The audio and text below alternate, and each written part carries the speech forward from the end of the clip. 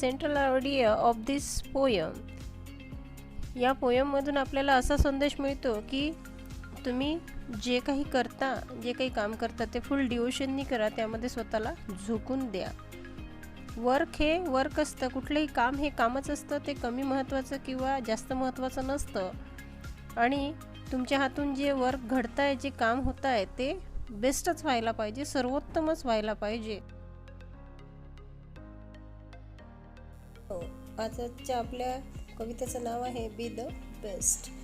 आणि ही सर्वात पहिली कविता आहे तुमच्या टेक्स्टबुकमधली. यामध्ये कवी डग्लस मॅलॉश यांनी आपल्याला मोलाचा सल्ला दिलेला आहे की तुम्ही कुठलंही काम जेव्हा करता तेव्हा त्या कामामध्ये स्वतःला पूर्णपणे झोकून द्या. तनमन धनाने ते काम पूर्ण करण्याचा प्रयत्न करा, म्हणजेच तुम्हाला त्या कामामध्ये यश येईल आणि तुमच्या हातून ते कार्य जे आहे ते सर्वोत्तम घडेल.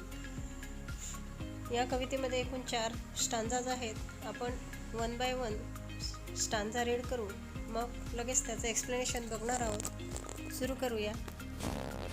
Reading and explanation. B the best if you can't be a pine on the top of the hill, be a shrub in the valley, but be the best little scrub by the side of the reel, be a bush if you can't be a tree. या कवितेमध्ये कवीने अनेक उदाहरणे आपल्याला दिलेली आहेत, ज्याद्वारे ते आपल्याला सांगू इच्छितात की तुम्ही सर्वोत्तम बनण्याचा प्रयत्न करा, मग ते काम छोटं असो की मोठं. यामध्ये सर्वात पहिलं उदाहरण आपल्याला दिलेलं आहे पाईन ट्रीचं. ते असं सांगतायत आपल्याला की जर तुम्ही उंच टेकडीवर वाढणाऱ्या पाईन म्हणजे देवदार वृक्षासारखे बनू शकत नसाल, खूप उंच वाढू शकत नसाल, तर कमीत कमी दरीमध्ये उगवणाऱ्या श्रबसारखे तरी व्हा, म्हणजे छोट्या एका झाडासारखे तरी व्हा, पण काहीतरी व्हा. बट बी म्हणजे पण व्हा. The best little shrub by the side of the reel, B a Bush if you can't be a tree. या रीलच्या साईडला म्हणजेच अस्ट्रीम म्हणजे एखाद्या ओढ्याच्या तलावाच्या साईडला, प्रवाहाच्या साईडला जे बुश असतात, जे स्क्रब असतात ते तुम्ही व्हा. जर तुम्हाला झाड होता आलं नाही तर तुम्ही बुश तरी व्हा, म्हणजेच छोटं झुडूप तरी व्हा. Now second stanza. If you can't be a bush, be a bit of the grass. बघा आता इथे पोएट काय सांगतायत की तुम्हाला तेही होता येत नसेल, खूप उंच झाड होता येत नसेल तर श्रब व्हा, श्रब होता येत नसेल तर बुश व्हा, झाड होता येत नसेल तर तुम्ही बुश तरी व्हा, जे अगदी छोटं असतं. आणि तेही होता आलं नाही तुम्हाला तर तुम्ही काय व्हा, ग्रास व्हा, म्हणजेच गवत व्हा, जे रस्त्याच्या कडेला पसरलेलं असतं आणि ते पाहून आपल्या मनाला खूप आनंद होतो, डोळे सुखावतात. And some highway happier make. या हायवेच्या आजूबाजूला जे गवत असतं ते व्हा आणि सर्वांना आनंदी करा. If you can't be a muskie, then just be a bass, but the liveless bass be in the lake. तुम्हाला जर समुद्रामधला खूप मोठा एक मस्की नावाचा मासा असतो, तो होता आला नाही तर तुम्ही बास नावाच्या माशाप्रमाणात तरी व्हा, पण काहीतरी व्हा आणि तलावामध्ये आनंदी जीवन जगा. Now third stanza. We can't all be captains, we have got to be a crew. There's something for all of us here. There's a big work to do and there's a lesser to do, and the task you must do is the near.